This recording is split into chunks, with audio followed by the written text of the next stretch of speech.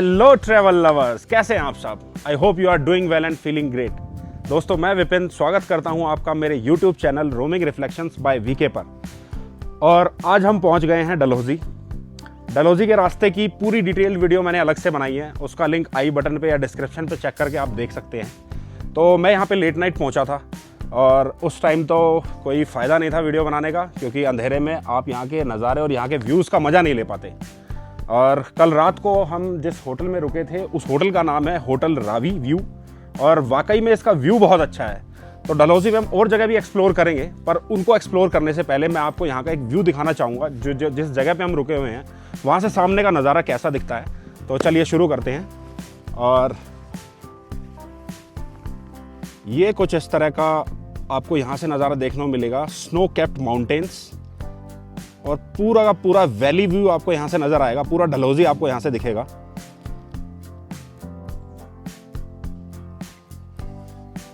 ये अपनी धन्नो खड़ी है।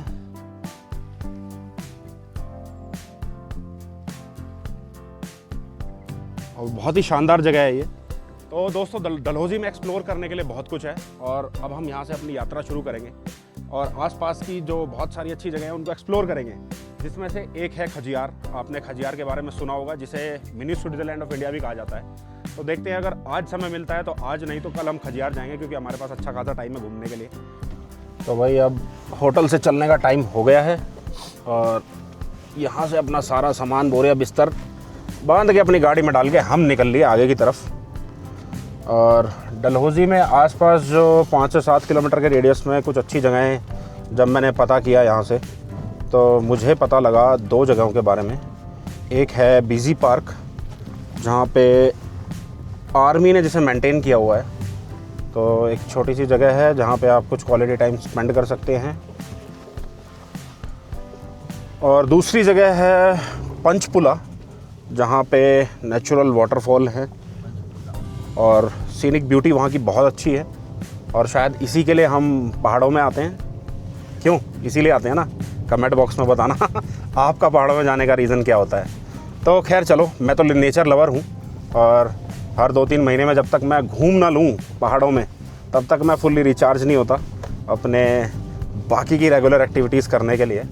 अभी यहाँ पे सूरज निकल गया है और बड़ी अच्छी धूप निकली हुई है यहाँ पे। और अब हम फ़िलहाल पहुँच गए हैं सुभाष चौक पे, और सुभाष चौक से हमें लेना है लेफ़्ट नीचे की तरफ, जो रास्ता जाएगा खजियार रोड पे। दोस्तों, डलहौजी एक ऐसी जगह है जहां पहाड़ों की शांति दिल को सीधा छू जाती है। और डलहौजी के बिल्कुल पास एक छोटी सी खूबसूरत जगह है पंचपुला, जिसे हम अभी एक्सप्लोर करने जा रहे हैं। पंचपुला का मतलब होता है 5 पुल, जहां छोटी छोटी स्ट्रीम्स और ब्रिजेस मिलकर एक ऐसा सूदिंग एक्सपीरियंस क्रिएट करते हैं जो तुरंत मन को शांत कर देता है। और उसी शांति की तलाश में अब हम बढ़ चले हैं आगे की ओर। तो भाई अब हम पहुंच गए हैं पंचपुला। बहुत ही प्राकृतिक सुंदर नज़ारा है यहाँ का, और इन नज़ारों को कैप्चर करते हैं हम। पहले तो यहाँ पे है ये एक अम्यूज़मेंट पार्क, जहाँ पे बच्चे एंजॉय कर सकते हैं।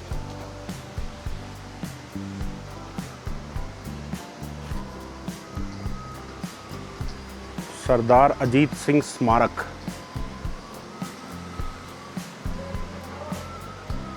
(1881 to 1947) major general TPS Waraich, 26 infantry division. तो भाई बच्चों के मनोरंजन का यहाँ पे ज़बरदस्त अरेंजमेंट कर रखा है। झूले हैं, राइड्स हैं, बहुत बढ़िया।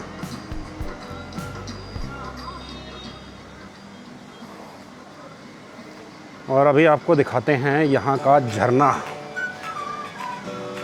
तो दोस्तों, ये सिर्फ एक टूरिस्ट स्पॉट नहीं है, बल्कि एक पॉज बटन है, जहां आप अपनी बिजी लाइफ से थोड़ा सा ब्रेक ले सकते हो और डलहौजी मॉल रोड से सिर्फ कुछ ही मिनट्स की ड्राइव पे पंचपुला फैमिली, फ्रेंड्स या सोलो भी आप ट्रैवल कर सकते हो। यहाँ थोड़ा सा क्रिस्टल क्लियर पानी और पहाड़ों से आती फ्रेश हवा ये याद दिलाती है कि हिमाचल प्रदेश क्यों इतना स्पेशल है। तो दोस्तों, अगर आप डलहौजी आ रहे हो तो पंचकुला को अपनी लिस्ट में ऐड करना बिल्कुल मत भूलना। क्योंकि ये जगह सिर्फ देखने के लिए नहीं बल्कि महसूस करने के लिए भी है। अगर आप आएंगे तो आप फील करेंगे जैसा मैं बता रहा हूँ। पिछली बार जब मैं डलहौजी आया था तो मैंने ये व्यू पॉइंट मिस कर दिया था और मुझे लगता है वो एक गलती थी। पूरी की पूरी अच्छी खासी मार्केट है, आपको शॉपिंग करनी है, खाना पीना है, कुछ घंटे यहाँ बिताने हैं, तो मुझे नहीं लगता इससे अच्छी जगह कोई और हो सकती है।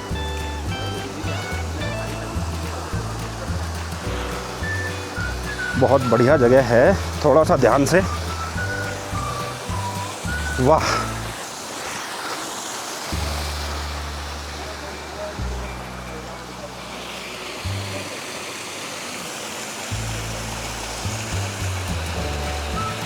ये ऊपर एक छोटी सी ट्रेल भी बनी हुई है, तो अगर किसी को थोड़ा सा एडवेंचर करना है तो वो ट्राई कर सकता है। बीच में अच्छा खासा गैप है। मेरा तो अभी कोई मूड नहीं है इसे ट्राई करने का। अगर गर्मियाँ होती तो मैं पक्का यहाँ पे नहाता। फ़िलहाल तो अर्ली विंटर से यहाँ पे ऑलरेडी स्टार्ट हो चुकी है, तो अभी नहाने का मतलब है इसमें बीमार पड़ना, और मैं बीमार पड़ूँगा तो आपको बाकी का टूर कौन कराएगा? अच्छी अच्छी जगह कौन दिखाएगा?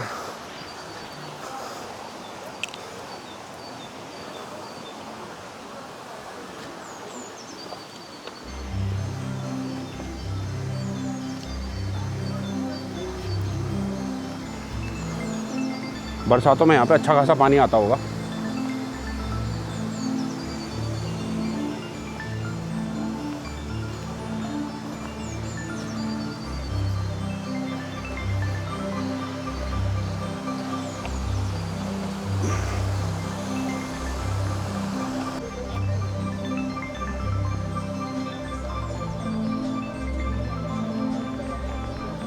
सुंदर कबूतर।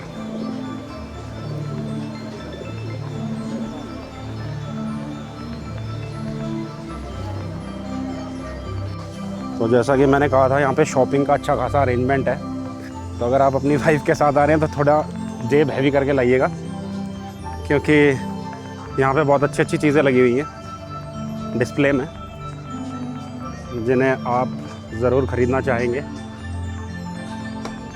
हिमालयन हिमक्राफ्ट।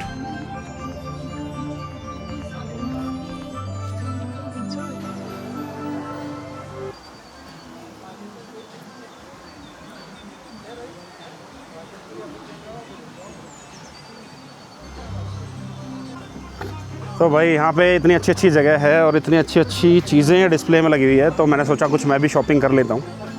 तो ये कैप मुझे बड़ी अच्छी लगी, तो रेट भी अच्छा है, 200 रुपये लगा रहे, तो परचेज़ कर ली मैंने। और देखते हैं यहाँ पे क्या अच्छी अच्छी चीज़ें हैं, क्या लिया जा सकता है।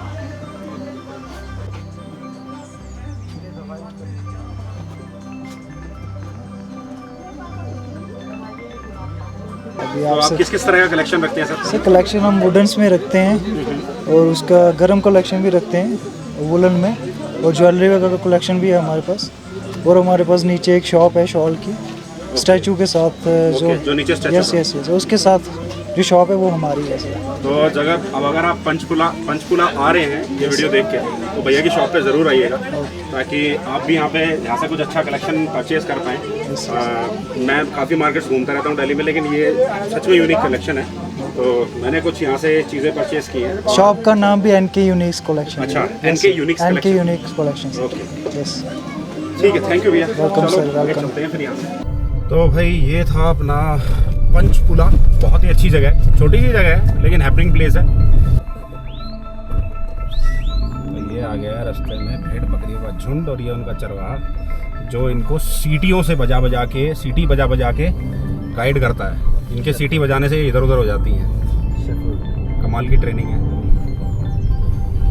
तो दोस्तों, डलहौजी सिर्फ अपनी नेचुरल ब्यूटी के लिए ही फेमस नहीं है, ये एजुकेशन की फील्ड में भी अपनी एक खास पहचान रखता है, और इसी का एक बेस्ट एग्जांपल है डलहौजी पब्लिक स्कूल। अभी जिस रोड से मैं गुजर रहा हूँ, आप जो मेरे राइट में बिल्डिंग्स देख रहे हैं और जो मेरे सामने बिल्डिंग्स देख रहे हैं, ये डलहौजी पब्लिक स्कूल की हैं, और बहुत कम लोग जानते हैं कि ये ब्रिटिश एरा आर्किटेक्चर से इंस्पायर्ड है, जो एक हेरिटेज कैंपस जैसा फील होता है। स्कूल की लोकेशन स्ट्रेटेजिकली ऐसी जगह पर है जहां पूरा डलहौजी और उसकी सराउंडिंग वैली का पैनोरामिक व्यू मिलता है, जो स्टूडेंट्स के लिए एक नेचुरल क्लासरूम का काम करता है। और एक इंटरेस्टिंग फैक्ट्स ये है कि डलहौजी पब्लिक स्कूल का बोर्डिंग सिस्टम काफ़ी ओल्ड और डिसिप्लिन्ड है, जहां स्टूडेंट्स को सिर्फ एकेडमिक्स ही नहीं बल्कि सेल्फ रिलायंस और लीडरशिप स्किल्स भी सिखाई जाती हैं। स्कूल का फोकस सिर्फ बुक्स तक लिमिट नहीं है। यहाँ adventure activities, sports, trekking, horse riding, outdoor sports का एजुकेशन साथ साथ दिया जाता है बच्चों को। तो अभी हम पहुंच गए हैं डैंड कुंड डलहौजी, और यहाँ पे श्री महाकाली जी का मंदिर है। तो एक छोटा सा ट्रैक है, उसे करके हम ऊपर तक जाएंगे और दिखाएंगे कि ऊपर मंदिर में कैसा नज़ारा है। वहाँ से सीढ़ियाँ बनी हुई हैं। तो चलिए ट्रैक शुरू करते हैं, मज़ा आएगा।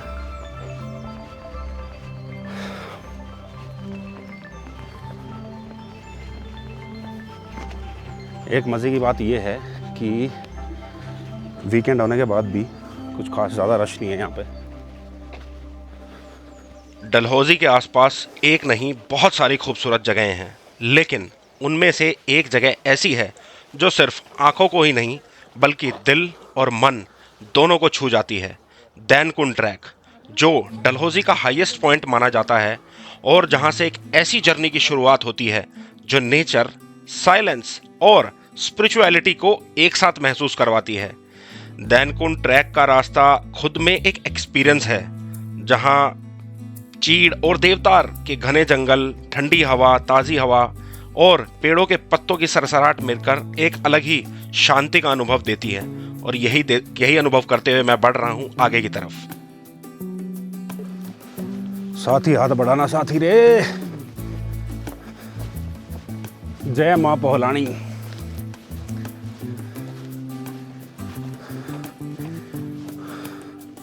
पीछे का व्यू जबरदस्त है।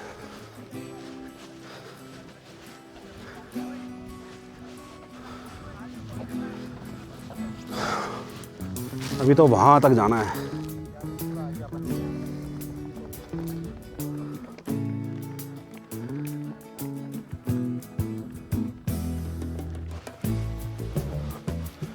एक्साइटमेंट भी है, लेकिन चढ़ाई भी खतरनाक है।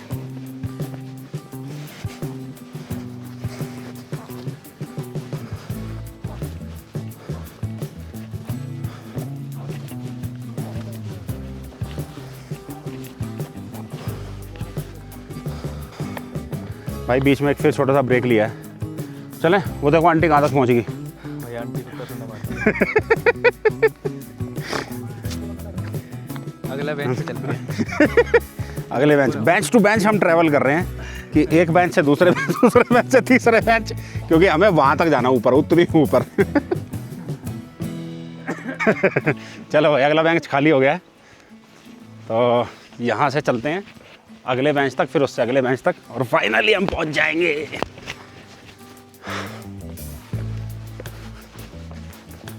जय माता दी। जय माता दी।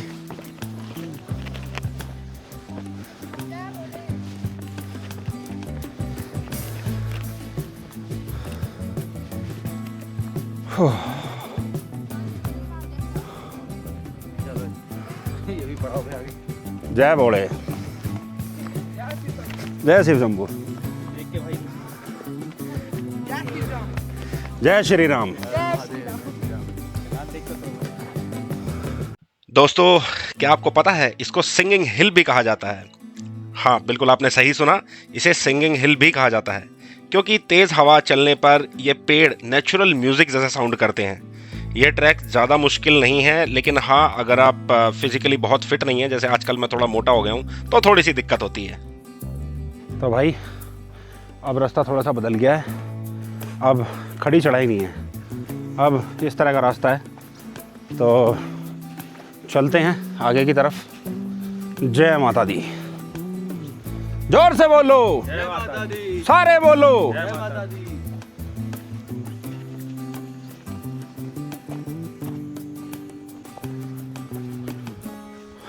अब रास्ता सीधा स्मूथ है।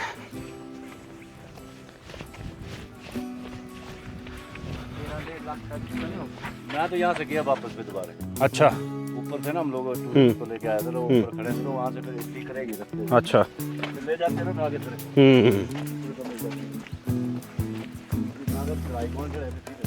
सही बात है। अब मंजिल दूर नहीं, मंदिर दिखाई देना शुरू हो गया है यहाँ से, वो दूर, और रास्ता भी प्लेन है, तो excitement is already on high. तो पहुँचते हैं मंदिर में, माता के दर्शन करके आशीर्वाद लेके फिर आगे बढ़ेंगे। अब जब मैं दैनकुंड ट्रैक के टॉप पे पहुंचने ही वाला हूं, तो जो यहाँ सबसे स्पेशल जगह है वो मेरे ठीक सामने है, जिसके लिए मैं यहाँ आया हूं, और वो है पोहलानी माता मंदिर। और बिल्कुल मैं सच कहूँगा, इस तरह की जितनी भी जगहें हैं, जितने भी मंदिर हैं जो हाइट पे होते हैं, जब आप एक मेहनत करके ट्रैक करके वहाँ तक पहुँचते हैं, फॉर एग्जांपल वैष्णो देवी माता मंदिर का भी मैं एग्जांपल लूँगा, तो आपको एक पॉजिटिव ऊर्जा महसूस होनी शुरू होती है, जो फ़िलहाल मुझे महसूस हो रही है, और बिल्कुल मेरी सारी थकावट दूर हो चुकी है। तो पहुँच गए हैं मंदिर में, अब माता के दर्शन करके फिर आगे बढ़ेंगे। पोहलानी माता मंदिर एकदम हिल टॉप पे स्थित है, और जहाँ का एटमॉस्फेयर बेहद शांत और पावरफुल महसूस होता है, जिसे लोकल्स सदियों से पवित्र मानते आए हैं। और यहाँ लोग सिर्फ दर्शन के लिए नहीं, बल्कि मन को शांत करने के लिए और अपनी सोचों को क्लियर करने के लिए आते हैं। पोहलानी माता मंदिर का सबसे यूनिक एस्पेक्ट है यहाँ का 360 डिग्री का ब्रीथ टेकिंग व्यू, जहाँ चारों तरफ पहाड़ों का समुंदर, बादलों की चादर और खुली हवा मिलकर एक स्पिरिचुअल और इमोशनल एक्सपीरियंस क्रिएट करते हैं, बिना किसी शोर शराबे या कमर्शियल क्राउड के। दैनकुंड ट्रैक और पोहलानी माता मंदिर का ये कॉम्बिनेशन डलहौजी ट्रिप को ट्रूली कंप्लीट बनाता है, क्योंकि ये जगह उन ट्रैवलर्स के लिए परफेक्ट है जो सिर्फ फोटोज कलेक्ट करने नहीं, बल्कि यादें और एक्सपीरियंस जीने आते हैं।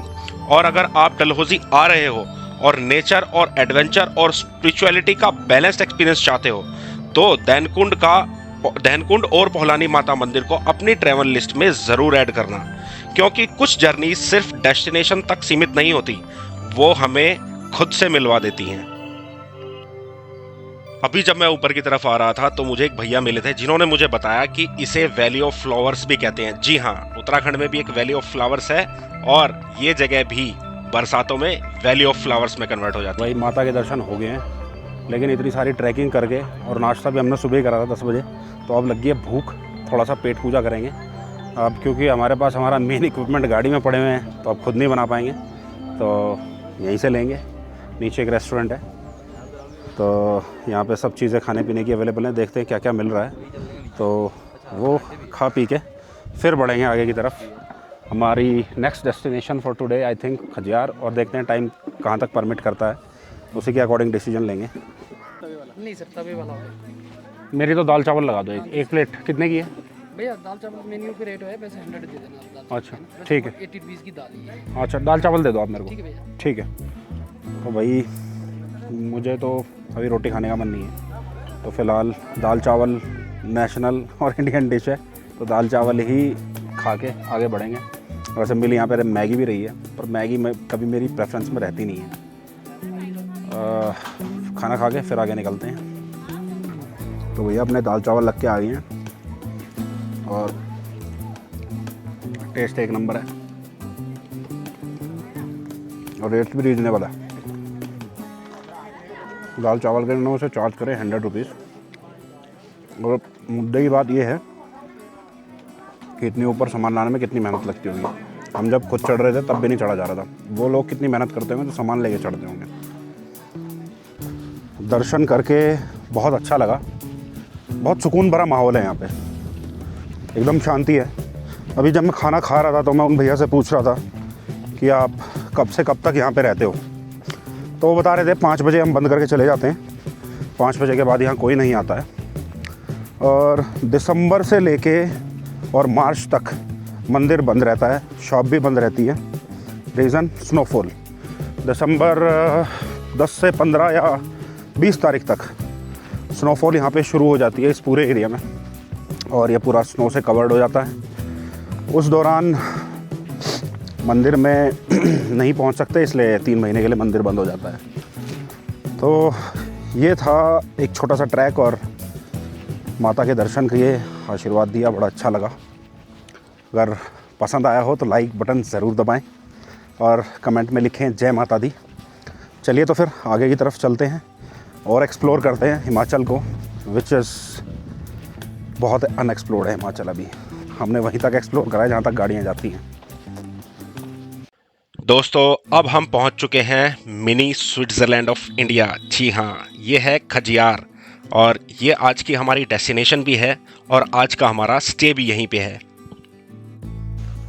तो आज का स्टे हमने बुक कर लिया है, खजियार हम पहुंच चुके हैं, और आज का स्टे है गौतम गेस्ट हाउस, जो कि खजियार में ही है।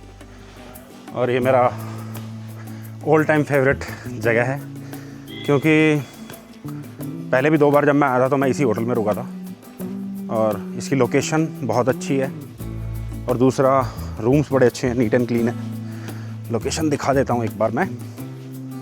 तो ये कुछ इस तरह का व्यू है।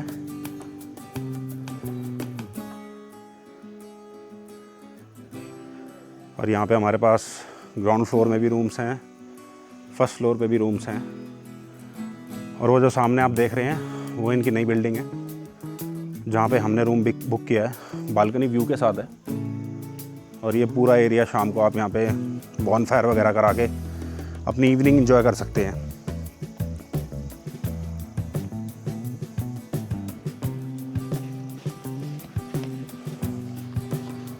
प्रॉपर्टी व्यू के साथ साथ आपको एक बार रूम भी दिखा देता हूँ। मुझे तो बहुत अच्छा लगा। इन्होंने मुझसे विद एक्स्ट्रा बेडिंग 1800 चार्ज किए हैं, जो कि हमने बुक किया है 2 दिन के लिए, क्योंकि आज तो हमारा ट्रैवलिंग में निकल गया। तो कल हम यहाँ पे लोकल एक्सप्लोर करेंगे और आपके साथ शेयर करेंगे। तो ये हमारा वॉशरूम है। लाइट ऑन करना, कहाँ पे है? उधर है।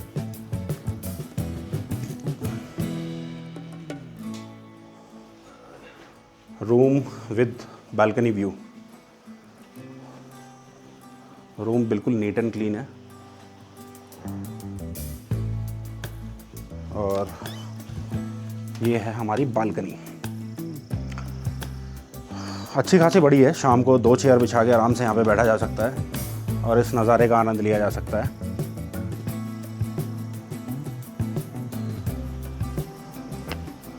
तो खजियार अपनी बहुत सारी एक्टिविटीज़ के लिए भी मशहूर है। नेचुरल ब्यूटी तो बेझिझक बेशक कि यहाँ पे इसको मिनी स्विट्ज़रलैंड ऑफ इंडिया कहते हैं, वो ऐसे ही नहीं कहते। वो अब हम सुबह जब जाएंगे और आपको दिखाएंगे तब आपको उन चीज़ों का एहसास होगा कि मैं क्यों कह रहा हूँ कि इसकी अनमैच्ड नेचुरल ब्यूटी है इस जगह की। तो उसके अलावा यहाँ पे बहुत सारी एक्टिविटीज़ होती हैं, जैसे उन एक्टिविटीज़ में से एक है पैराग्लाइडिंग। अगर someone wants to do paragliding तो पैराग्लाइडिंग स्पोर्ट भी यहाँ पे अवेलेबल है, और हॉर्स राइडिंग, याक राइडिंग और अदर एडवेंचर एक्टिविटीज़ जो भी हैं वो सभी यहाँ पे होती हैं। और यहाँ से बहुत सारे छोटे मोटे ट्रैक्स भी जाते हैं। अगर कोई ट्रैकिंग का शौकीन है, if you are physically fit and you wish to do those treks as well, they do provide trekking services as well.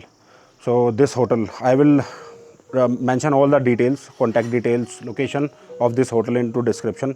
They also do provide trekking services. They do provide guide. तो मिलते हैं सुबह